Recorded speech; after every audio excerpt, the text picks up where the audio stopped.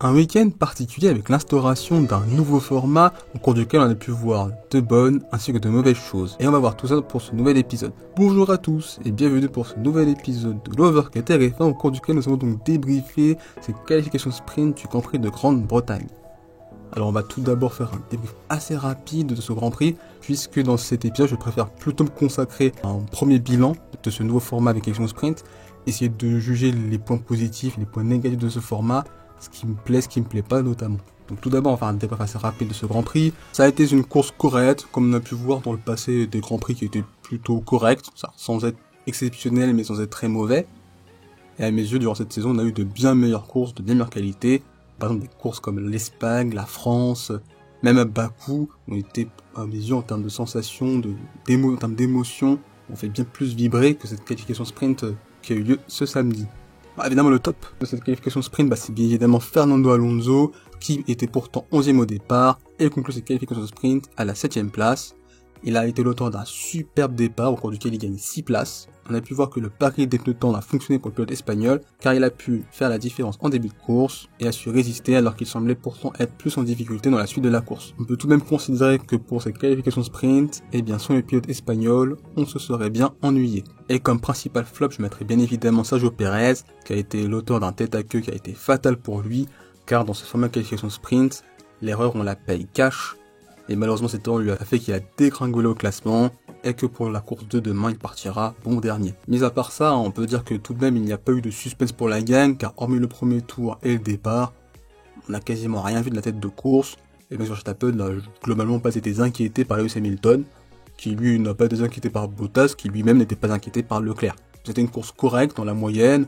Je pense que dans cette saison 2021, on a quand même vu des courses qui étaient bien meilleures, comme je l'avais dit précédemment. Mais on a vu quand même bien pire que ce qu'on a vu aujourd'hui.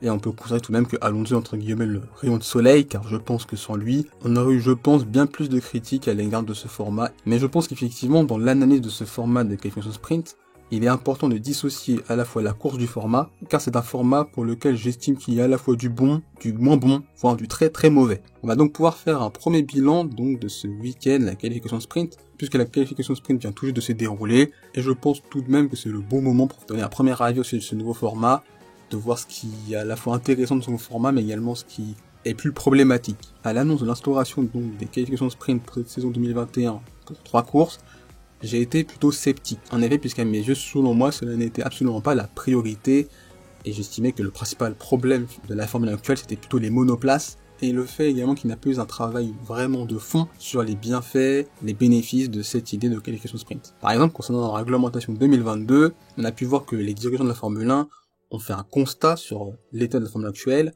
les problèmes qu'il y avait dans la Formule 1. Je l'avais également évoqué dans d'autres épisodes, j'avais notamment intitulé les problèmes de la Formule 1, et également, lorsque j'avais également évoqué l'instauration des courses sprint pour 3 Grands Prix cette saison. En instaurant donc cette nouvelle réglementation pour 2022, il y a vraiment eu un constat sur à la fois les problèmes qu'avait la Formule 1, et également une réflexion sur comment est-ce qu'on peut faire pour régler ces problèmes-là et les améliorer. Par exemple, le problème que j'avais mentionné, c'était tout d'abord la très grosse différence de performance entre les monoplaces. On a même pu le voir cette saison ou même la dernière saison. Il y a un écart assez important entre Mercedes, Red Bull, et Ferrari, McLaren, des écuries. Et évidemment le deuxième problème qui était l'aéro des voitures, puisqu'en effet pour les pilotes il est très difficile avec les voitures actuelles de pouvoir se suivre et donc de s'attaquer et de se dépasser. Il y a également un autre problème que j'avais mentionné, c'était également la surchauffe des pneus, puisqu'une fois qu'on est très proche d'un pilote, il est à la fois difficile de le suivre, puisque les pneus derrière un adversaire vont très facilement et très rapidement surchauffer, et donc sortir de leur fenêtre de fonctionnement, et il sera donc plus difficile pour les pilotes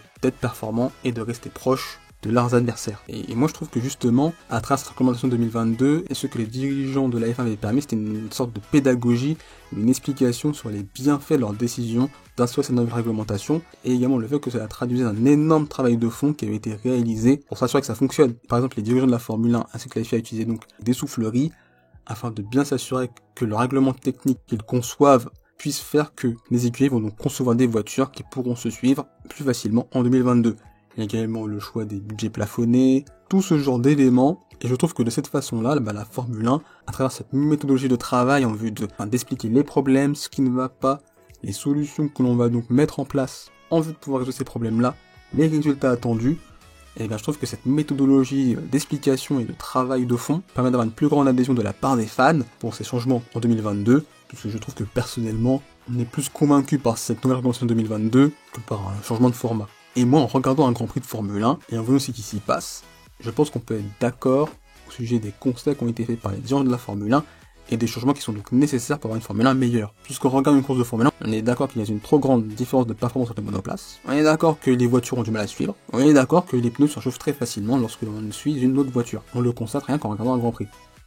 Cependant, lorsque je regarde un Grand Prix, je n'ai pas l'impression que le format du week-end est un problème. Et à la maison, je pense qu'on expérimente quelque chose sans un vrai travail de fond, contrairement à cette nouvelle réglementation pour 2022. Puisque j'estime par exemple que ce format est trop dépendant des monoplaces et également des circuits. Ce qui fait que s'il y a une trop grande différence de performance sur les monoplaces, s'il y a une pilote qui est largement au-dessus des autres ou une écurie, bien ce format-là va pas faire en sorte que les courses soient plus spectaculaires. Et il y a également à mes yeux un autre problème. Un problème qui m'a rendu absolument fou, c'est le fait que le vainqueur de cette qualification sprint, c'est autrement dit Max Verstappen, on considère qu'il est l'auteur de la pole position. Alors ça, à mes yeux, c'est un énorme problème. Moi, j'étais d'accord avec les déclarations de Vettel ou Rosberg, qui considéraient que le pilote qui devait être considéré comme étant l'auteur de la proposition était celui qui avait donc réalisé le tour le plus rapide en qualification. Et ça, c'est vraiment cette vision que j'ai des qualifications et de la pole position. Pour moi, l'auteur de la proposition, c'est pas une personne qui a gagné une course sprint, une course courte, autrement dit. Pour moi, c'est vraiment le pilote qui est le plus rapide sur un tour. Et je crains qu'effectivement, ce format de qualification sprint dévalorise les qualifications, parce que moi, personnellement, j'ai bien plus vibré pour les qualifications de vendredi.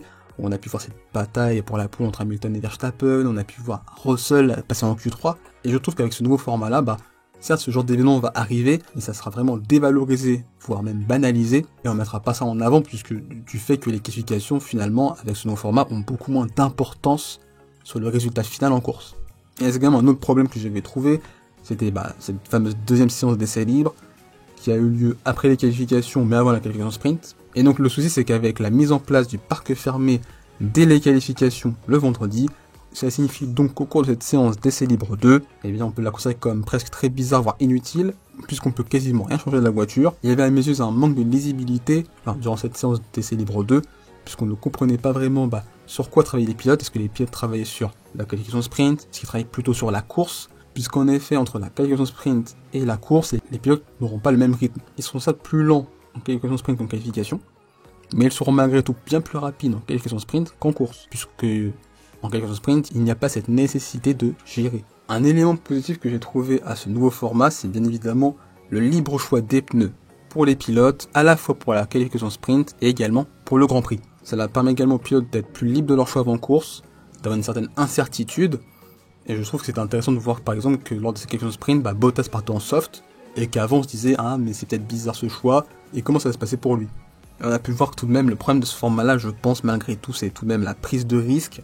Enfin, on a pu le voir notamment en fin de cette course sprint, on a tout de même eu l'impression qu'il y a eu une sorte de gestion de la part des pilotes, et c'est tout à fait normal puisque seuls les 3 premiers marquent des points, et que quand on est 5ème, 6ème, 7ème, 8ème, 9ème, 10ème, on va pas forcément prendre des risques inconsidérés pour gagner une place. Principale question à travers ce nouveau format que je voulais me poser, c'était comment peut-on juger si ce format est bien, et comment peut-on juger si ce format est mieux que le format donc classique, on va dire, ou traditionnel, avec donc les qualifications le samedi et la course le dimanche. Sur quels critères objectifs, nous en tant que fans, suiveurs, mais également les dirigeants de la Formule 1 et de la FIA, peut-on être en capacité d'estimer si la qualification sprint qu'on en a eu et tout ce que ça implique en termes de changement de format est quelque chose qui est à la fois bien pour la Formule 1, mais quelque chose qui est mieux que le format classique. Moi j'estime par exemple que le spectacle n'est pas un critère objectif et qu'il faut donc bien évidemment dissocier la course du format, puisque même avec le format classique, eh bien on a eu des courses qui étaient très intéressantes, très agréables à suivre, comme Bakou, comme la France, et on a eu des courses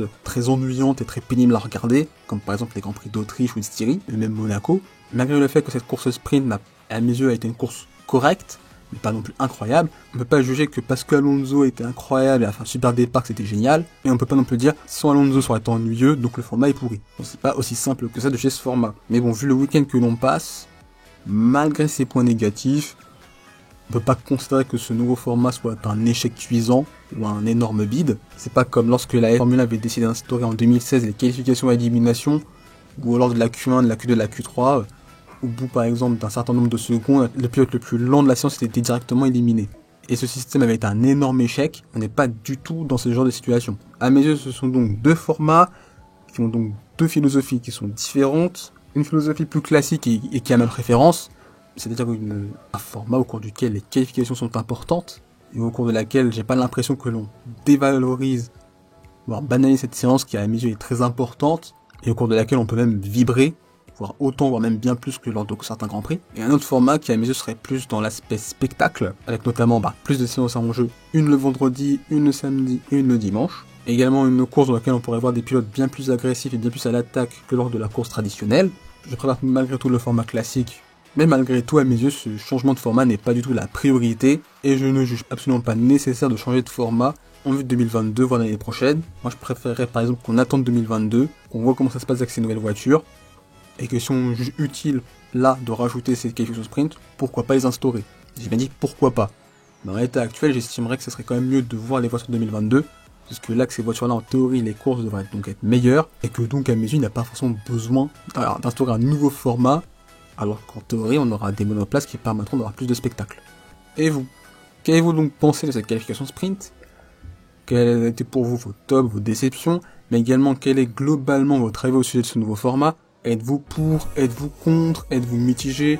Est-ce que pour vous ces courses sprint sont utiles? N'hésitez donc pas à partager votre avis en commentaire et sur mes réseaux sociaux, à la fois sur Instagram et Facebook. Il suffit juste de taper le nom que TF1 et vous me trouverez. N'hésitez pas à partager cet épisode et à vous abonner. Je vous souhaite le meilleur. Salut!